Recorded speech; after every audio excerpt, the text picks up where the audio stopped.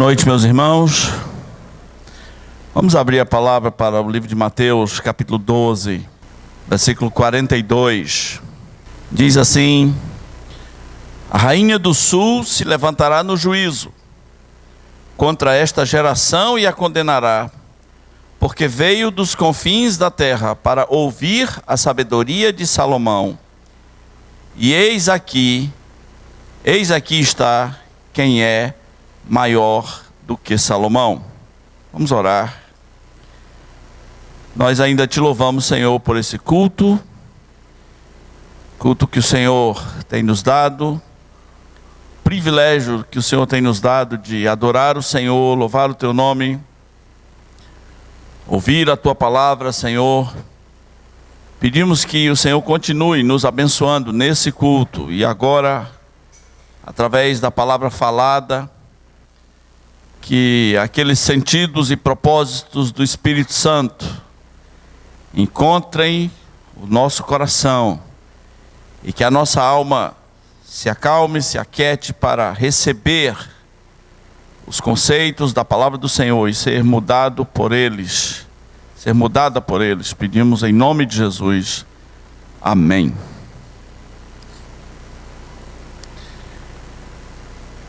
A fé cristã é a fé mais chocante do mundo. Porque me parece que todos os sistemas religiosos têm algum ponto de negociação, onde em alguma curva as pessoas podem dizer: eu estou certo, você está certo. Em determinadas situações, você até que tem razão.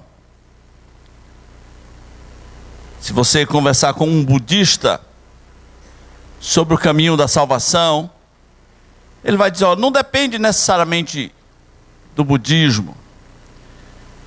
Se você conversa até com uma autoridade católica, ele vai dizer que a sinceridade no coração vai valer mais alto.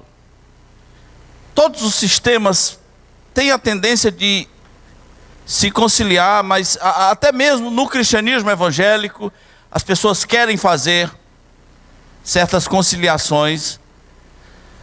Mas o que choca no cristianismo é que o cristianismo é exclusivo, é chocante. No período de Jesus aqui na terra, ele disse algumas coisas que chocaram as pessoas, os seus contemporâneos, chocaram os líderes religiosos. Havia coisas, meus irmãos, que Jesus dizia que fazia com que as pessoas rilhassem os dentes de tanta raiva. E dentre essas coisas está essa daqui: eu sou maior do que Salomão. A frase pode soar fria para nós, mas imagine para as pessoas que estavam ouvindo: Salomão era o ápice, era o máximo. Quem é essa pessoa? Quem é esse carpinteiro? Quem é esse jovem de 30 anos que vem aqui dizer: eu sou maior do que Salomão? Tem coisas mais chocantes que ele diz. Ele diz: antes que Abraão existisse, eu sou, eu existo. Antes de Abraão, os anjos de Deus vão me adorar. Essas coisas são apavorantes se nós levarmos em conta o contexto.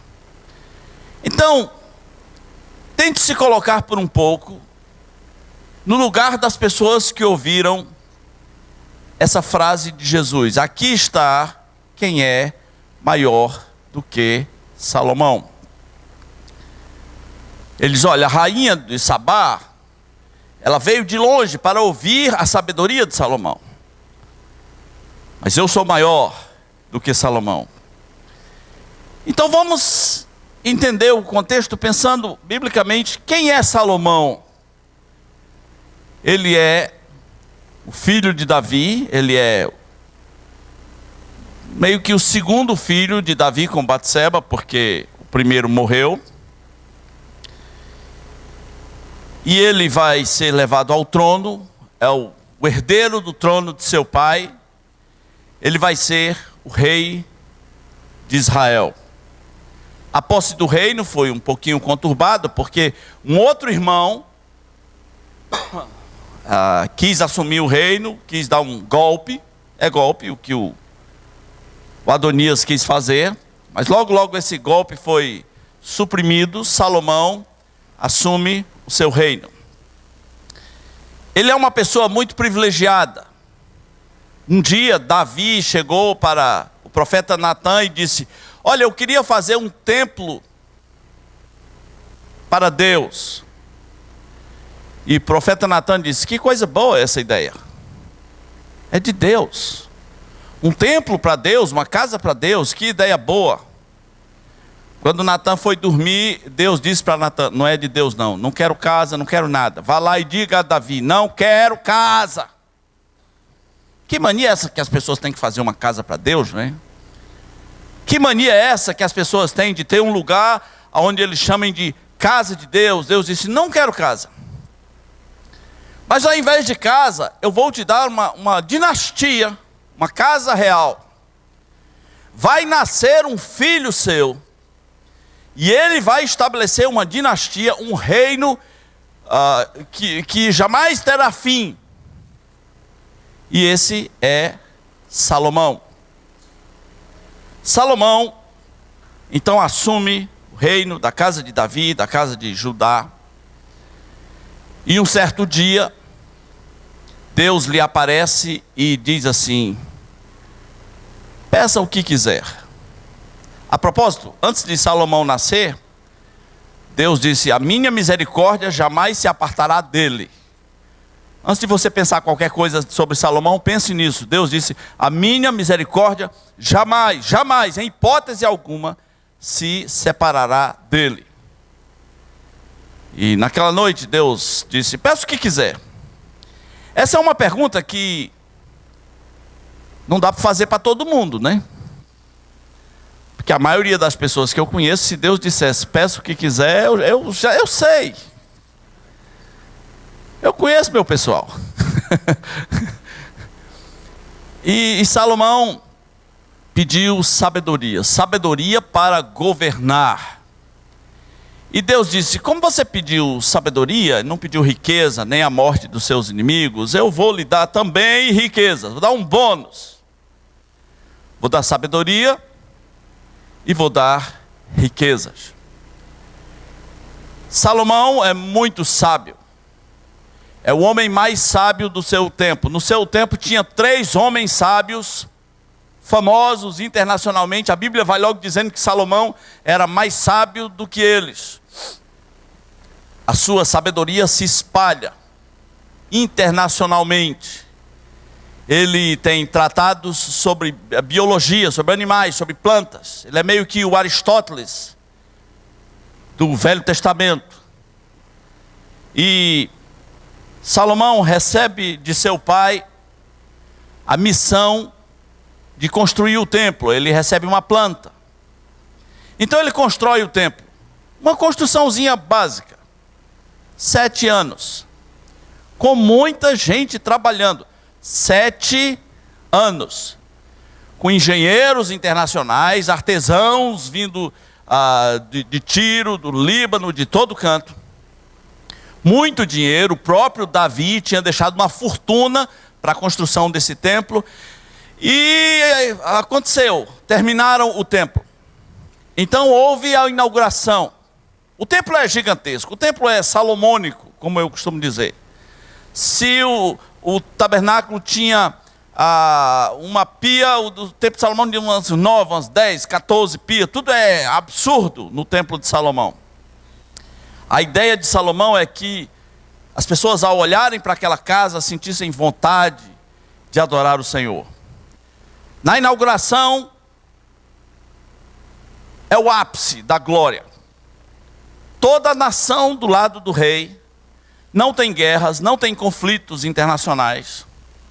E ele agora vai inaugurar esse templo de Salomão, o verdadeiro, não aquele lá de São Paulo, mas o templo de Salomão. Nesse dia, meus irmãos, aconteceu uma coisa muito violenta. Aconteceu que a glória do Senhor baixou no templo no dia da inauguração. Isso é meio que um contato de quarto grau, assim, se você tivesse numa relação com os ETs, né? É uma demonstração na frente do povo. A glória de Deus baixando ali.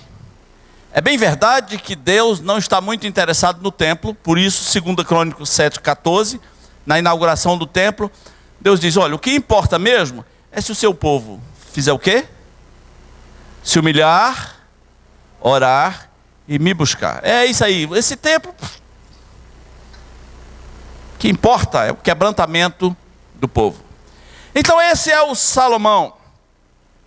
Depois disso ele fica mais famoso ainda, a ponto de uma rainha da Etiópia, lá das bandas da Etiópia, vem só para conhecer. Eu vou lá saber mesmo se esse sujeito é sábio.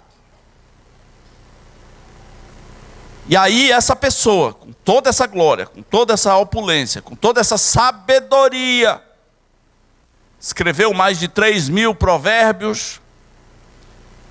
De repente chega o carpinteiro e fala, não, eu sou maior do que ele. Você está entendendo? Está na pele agora do fã-clube de Salomão? Está entendendo o tamanho do ódio que vai surgir? O tamanho da raiva? Olha, aqui está quem é maior do que Salomão. Aprenda uma coisa. Não existe cristianismo não chocante. O cristianismo é chocante. Você folheia o Novo Testamento e de vez em quando você esbarra numa frase exclusivista do cristianismo. É João 14, 6. Eu sou o caminho. Eu sou a verdade. Eu sou a vida. Não é a sinceridade do coração, não é a boa vontade das pessoas, sou eu. Eu sou o caminho. Quando Pedro pregou aquele primeiro sermão, que se converte 3.000 almas, e o nome de Jesus era um nome até comum, conhecido, havia pessoas com esse nome, é meio parecido com o nome de Josué. E Pedro disse assim, esse Jesus que vocês crucificaram, Deus o fez Senhor e Cristo. Imagina você falar isso de uma pessoa que tem um nome comum, tipo Zé. Sabe o Zé que vocês mataram, o filho do seu Zé, carpinteiro? O filho do Zé, Deus o fez Senhor e Cristo. Isso é chocante. Cristianismo é assustador, nunca será politicamente correto, é sempre assustador. Sempre despertará esse rilhar de dentes, esse ódio, do tipo, quem esse pessoal pensa que é? Foi a mesma coisa que devem ter dito sobre Jesus. Quem é esse cara? Vamos matar logo. Quem é essa pessoa? Para vir com essas histórias de que ele é maior do que Salomão, ele já existia antes de Abraão. Os caras falaram, tu não tem nem 50 anos, quem é você? O que você pensa que é? Meus irmãos, o próprio Jesus disse, conheçam a verdade, e a verdade vos libertará. O mundo está entrando num clima de não verdade. Um repórter, quando vai ouvir uma história de alguém, ele fala assim, ó, vamos ouvir a verdade dele. Se você tiver um testemunho de conversão, de transformação, as pessoas vão dizer, essa aí é a tua verdade. Você tem a sua verdade, eu tenho a minha verdade, todo mundo tem a sua verdade. Mas presta atenção, o Evangelho continua sendo o Evangelho da verdade. O Evangelho nunca será politicamente correto. Politicamente correto é um sistema que vai tentar deixar todo mundo contente. Politicamente correto é um sistema que vai deixar todo mundo meio que sem opinião. É um sistema como alguém já disse, que leva o cristão a respeitar todas as crenças, menos a dele. Politicamente correto é um sistema que vai fazer você se acordar e pensar assim: quem é que eu machuquei hoje? A quem eu devo pedir desculpas hoje? A quem eu contrariei hoje? O evangelho é meio que só para contrariar. Ele vai contrariar. Não tem jeito. Então, se você procura um evangelho que não contrarie, não é que a gente tenha que ser grosso, mas uma hora vai bater de frente. Uma hora vai chocar. Esse é o evangelho raiz. Nas palavras do seu fundador, eu não vim trazer paz. Não vim. Uma hora o bicho pega. Eu vim trazer espada.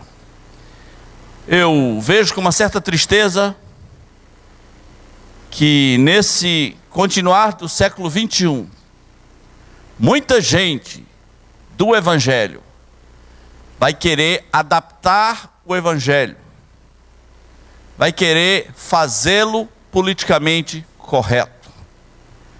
O evangelho não é politicamente correto, o evangelho é correto. Toma cuidado no seu esforço de ser politicamente correto, sendo mais importante do que ser biblicamente correto. Como é que você choca um dos maiores, entre aspas, ídolos da nação? Ele é Salomão. Jesus Cristo diz: eu sou maior do que Salomão. O problema é que todo mundo gosta de Salomão. Todo mundo. Os maçons gostam de Salomão. Os maçons querem ligar a sua existência ao templo de Salomão. As religiões ocultistas gostam de Salomão. As palavras de Salomão são interessantíssimas. Os provérbios de Salomão. Outro dia eu estava vendo aliás, eu ganhei um livro, A Sabedoria de Salomão.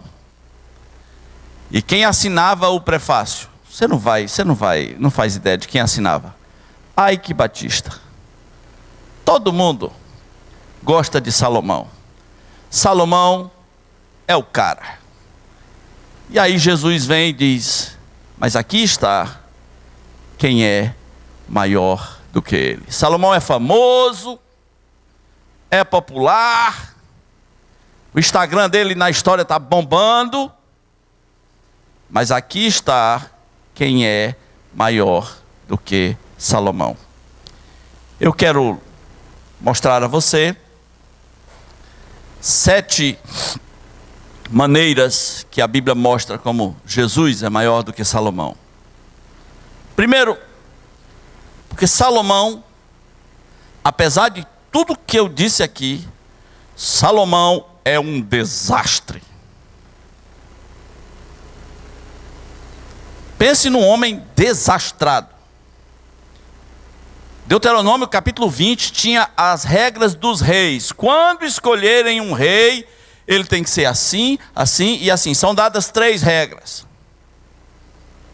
Não vai acumular riquezas, não vai colecionar cavalos e não vai colecionar mulheres. Salomão já entra quebrando as 3 regras. Ele é um desastre. Sim, na fama de Salomão está incluso o fato de que ele tinha 700 mulheres e 300 concubinas. Às vezes o pessoal não entende o que é uma concubina. Concubina é uma outra mulher que não é a mulher, e a concubina serve para concubinar. Entendeu? Então, além de 700, pense num homem tarado.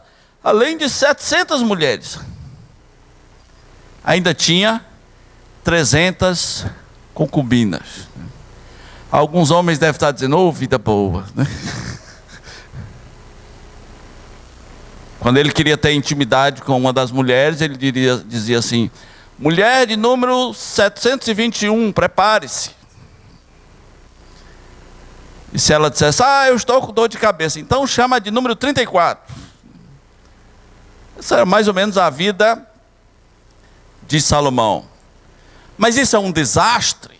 Deus não apoia a poligamia nem a bigamia, e os resultados sempre são horríveis. Muitas dessas mulheres eram casamentos políticos para manter paz com os reinos em redor. Tipo, a gente manda uma mulher daqui, vocês mandam de lá para cá. E aí ficamos em paz.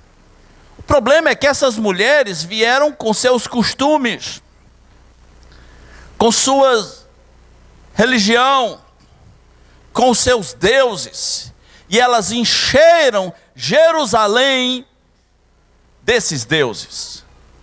Na época de Elias, os profetas de Baal já eram 400. Estava horrível a coisa. Salomão deixa uma herança horrorosa. Ele é um desastre. Como se não bastasse, o próprio Salomão se curvou à deusa Astarote. Por mais que a gente queira amenizar, não, curvou, mas não foi curvando, está lá, irmãos. Seu coração, talvez para agradar as mulheres, quem sabe? Talvez para ser politicamente correto, quem sabe? Mas ele se curvou à deusa Astarote. Em algum momento da sua vida, Salomão se desvia pesado. Enfia o pé na lama. Salomão é um desastre. E a nação sofreu consequências disso. Jesus Cristo não é um desastre. Ele é fiel à sua missão. Filipenses capítulo 2 diz que ele, subsistindo em forma de Deus, não ousou com usurpação ser igual a Deus, antes assumiu a forma de servo, sendo obediente até a morte, e morte de cruz. Jesus é maior do que Salomão. Um outro aspecto pelo qual nós podemos ver claramente que Jesus é maior do que Salomão, tem a ver com a glória do próprio Salomão. É demais. Seu nome é unanimidade. Ele tem fama internacional. Os reis da terra lhe respeitam. A nação lhe respeita. Mas Jesus chega a comparar a glória de Salomão com os lírios do campo, com qualquer erva que existe hoje e amanhã é queimada, é lançada ao forno. Isso, irmãos, devia nos levar a pensar sobre o que é a vida, né? Toda aquela opulência de Salomão. Jesus disse, olha, o lírio está mais bem vestido do que Salomão. A glória é transitória. A vida é passageira. A gente viu na quinta-feira, né, o sábio Zofar dizendo o quanto a vida do perverso é passageira, quanto a vida do homem sem Deus é passageira. De maneira que quando você olhar para alguém em toda a sua glória, com todos os seus milhões, com toda a sua fama e assédio internacional, você pense, nada. Isso é nada. Mas a glória de Jesus, o próprio Filipenses capítulo 2 diz, pelo que Deus o exaltou sobremaneira, e lhe deu um excelente nome, para que ao nome de Jesus se dobre todo joelho no céu e sobre a terra, e toda língua confesse que Jesus Cristo é o Senhor. Jesus é maior do que Salomão. Eu, há algum tempo atrás, preguei numa igreja sobre anjos, anjos grandes, anjos imensos, já preguei aqui. Tem um anjo que é tão grande, que ele tem o arco-íris sobre a sua cabeça, um anjão. O livro de Apocalipse fala de um que controla os ventos da terra, 4 ventos. Tem um outro que é parecido com o sol, de tão brilhoso. E o que a Bíblia diz, os anjos adoram a Jesus, Hebreus capítulo 1. Com toda a sua glória, os anjos adoram a Jesus. Jesus é maior do que Salomão. A glória dele é maior do que Salomão. As pessoas podiam pegar, talvez também o fator riqueza, mas Salomão era muito rico. Extremamente rico. Ele fez o templo, mas ele também fez a casa dele, o palácio real. O templo durou 7 anos para ser construído. A casa de Salomão, 2 vezes mais tempo. O palácio real no qual ele morava. Salomão era muito rico. Mas Jesus, será que é rico? Será que tem poder? Jesus é o rei do universo. Jesus é o dono de todas as coisas. Ele diz, todo o poder me foi dado no céu e sobre a terra. Jesus Cristo é maior do que Salomão. Talvez as pessoas naqueles dias pudessem pensar, mas e a sabedoria de Salomão? Salomão é um grande destaque quando a questão é sabedoria. Além dele ser um inquiridor, um pesquisador, ele ainda tinha um conselho de sábios com ele, que foi a parte do reino de seu pai. E ele se consultava com esses conselheiros, com esse conselho de sábios. Seu filho Roboão desprezou isso e deu no que deu. Então Salomão tinha muita sabedoria. E Jesus, abra sua Bíblia em Colossenses capítulo 2, versículo 3, só para a gente dar uma olhadinha sobre quanta sabedoria Jesus Cristo tem. Colossenses capítulo 2.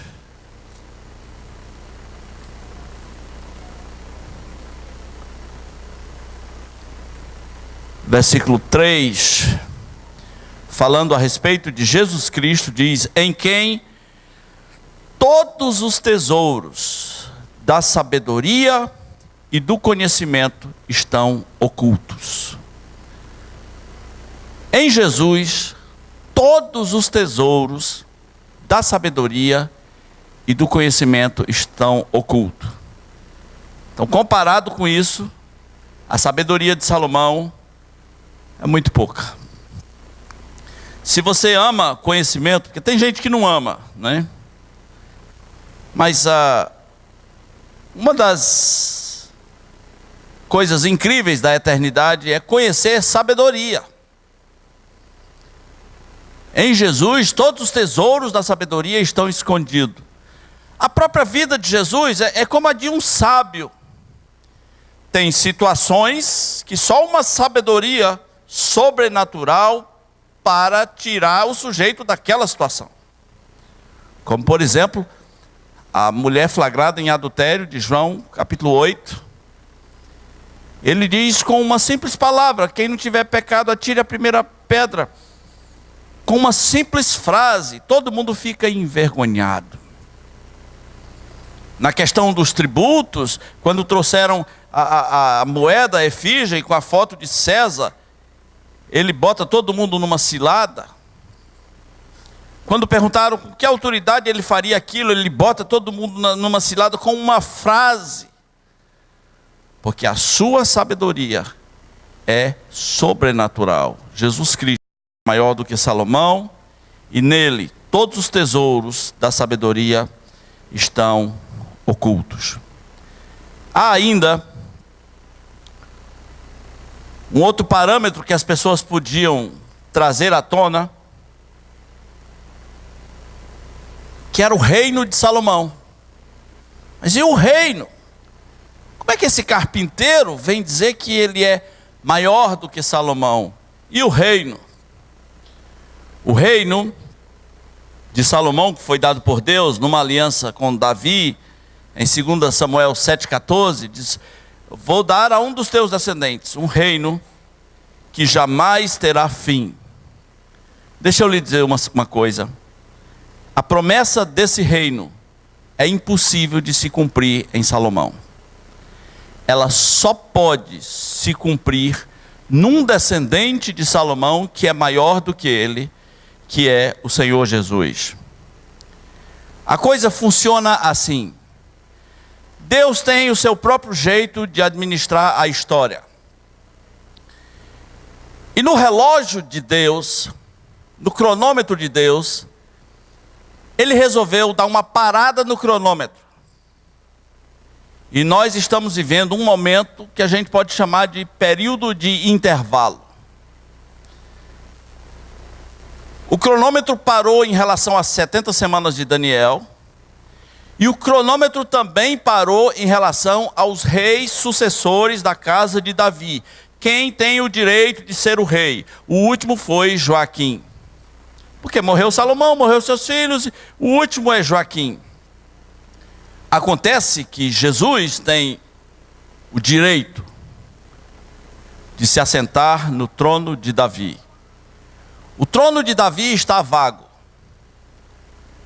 O que a Escritura ensina é que Jerusalém, que é um barril de pólvora, que é um termômetro da ação escatológica de Deus, Jerusalém vai ter um dia um rei assentado no trono de Davi, que está vago, reinando sobre toda a terra. Essa promessa só pode se cumprir em Jesus Cristo. Salomão não é eterno, morreu, seu reino pessoal teve fim, mas há um descendente de Davi que vai estabelecer um reino que jamais terá fim. Nós cremos na promessa do reino, de que Jesus vai voltar. Muita coisa vai acontecer, mas depois de algumas coisas ele vai estabelecer um reino em Jerusalém. E os reis da terra se curvarão a isso. As nações do mundo inteiro se curvarão a isso. Todas as nações terão que subir a Jerusalém com representantes anualmente. Isso é meio estranho para nós, não é? Mas se houvesse um representante no milênio da nação brasileira, e ele fosse o Bolsonaro, ele teria que ir todo ano a Jerusalém. E a Bíblia diz: a nação que não for, não vai ter chuva sobre ela. Tem que ir. Mas será um reino de paz sobre a terra. O que é importante você entender é que todo mundo quer Jerusalém. Os árabes dizem que é capital deles. O Vaticano quer fazer de Jerusalém uma capital internacional. E nesse caldeirão todo vai aparecer uma pessoa, preste atenção, vai aparecer uma pessoa no mundo que talvez vai dizer assim: eu sou descendente de Davi, sou eu que vou trazer paz ao mundo, e eu vou me assentar em Jerusalém. Essa pessoa é tão carismática, que ele vai convencer o mundo. Ele vai convencer, inclusive, os judeus, de que ele é o Messias, o rei que devia se assentar no trono de Davi. E todos os judeus que pensam sobre o assunto, se você perguntar, como é que vocês vão saber que é ele? Eles têm apenas uma resposta. E a resposta é: ele vai trazer a paz. Mas Jesus Cristo disse em João capítulo 5, eu vim em meu nome, vocês não creram. E se outro vier, vocês vão crer, vocês vão cair, feito um pato, acreditando nessa outra pessoa, que talvez vai ser politicamente correto, que talvez vai agradar a todo mundo, mas ele não é o Cristo. Ele é o anticristo. E ele vai dominar o mundo com uma carteira de identidade universal. Hoje fala-se muito de chip. Atenção, a Bíblia não fala de chip. Para com essa paranoia de chip. Pode até ser que haja um chip. Tem muito crente maluco por chip esses dias, né? O que a Bíblia fala é de uma marca, que será dada a todos os habitantes da terra. Uma marca. Uma marca. Na mão direita ou na fronte. Ele está chegando. E ele vai trazer paz ao mundo. É uma falsa paz. Ele mesmo vai ser destruído no tempo certo. Mas o reino de Jesus Cristo, quando ele se assentar no trono em Jerusalém e julgar as nações, ele vai dominar sobre toda a terra. E pela primeira vez, nós que sofremos tanto com decepções políticas, pela primeira vez, este mundo, embora que vai ser para pouca gente, mas pela primeira vez, este mundo saberá o que é um político justo, honesto, que governa segundo os propósitos de Deus. Esse reino pertencerá a Jesus Cristo, não a Salomão. Jesus é maior do que Salomão. Há ainda mais dois aspectos que você não pode esquecer, em que Jesus é muito maior do que Salomão. Salomão morreu e o seu corpo viu corrupção. Davi morreu, o seu corpo se corrompeu no túmulo. Mas Jesus Cristo ressuscitou ao terceiro dia. Jesus é maior do que Salomão. Maomé não ressuscita, Buda não ressuscita, ninguém ressuscita. Jesus Cristo ressuscita ao terceiro dia. E além disso, a Bíblia diz em Romanos 8, que Jesus Cristo está à direita de Deus, intercedendo por nós. Morreu pelos nossos pecados, ressuscitou e intercede por nós. Não mudou nada o Evangelho. Continua chocando. Experimente pregar, uma hora você vai chocar, é uma questão de tempo. Você vai fazer as pessoas terem raiva, porque o Evangelho é exclusivo demais. Jesus diz, olha, quem crê em mim tem a vida, quem não crê não tem. Em Atos 4,12, Pedro diz, olha, não há outro nome, não há. Não há outro nome pelo qual, nem no céu, nem sobre a terra, nem nas águas debaixo da terra. Se tiver os intraterrenos, os extraterrestres, o ET Bilu, qualquer coisa, não há.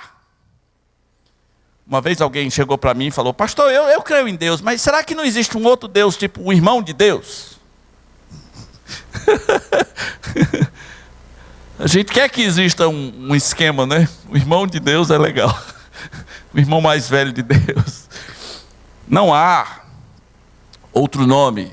E o cristianismo, a fé cristã, a mensagem do Evangelho, sempre vai chocar. Qual é o grande propósito de Deus, para a gente terminar, na pessoa de Jesus Cristo? Abra sua Bíblia em Efésios capítulo 1, versículo 10.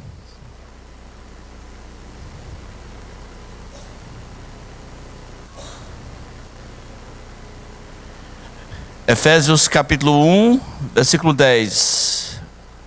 A Bíblia diz que um dia Deus vai fazer convergir em Jesus Cristo, na dispensação da plenitude do tempo, todas as coisas, tanto as do céu como as da terra. Então, tudo converge para Jesus. Pessoas perguntam se eu creio em extraterrestre, falam, não sei. Eu creio em OVNIs.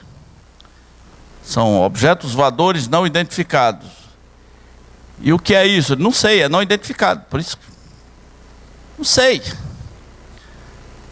Mas se existirem ETs, reptilianos, qualquer coisa, eles adorarão a Jesus Cristo. Um dia, todo joelho se dobrará, os anjos adorarão a Jesus Cristo. Nós precisamos perder o complexo de inferioridade. Existem coisas que o Evangelho diz que você tem medo de dizer. Você fala, eu não vou segurar isso aí é muito exclusivo. Não vou fazer. Não há cristianismo sem choque. Nunca. Não há outro jeito.